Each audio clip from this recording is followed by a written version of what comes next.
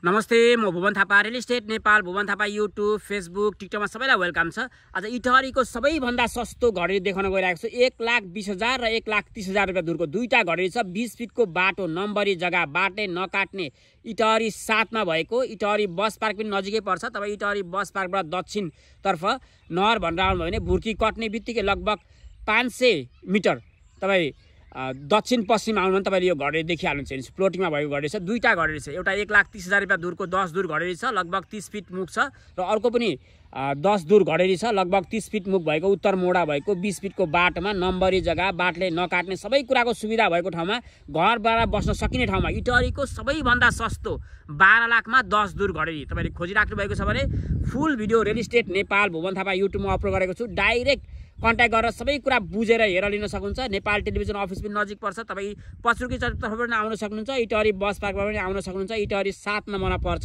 Thank you. Like गरेर channel subscribe गर्न चाहिँ नभुल्नु होला। Thank you.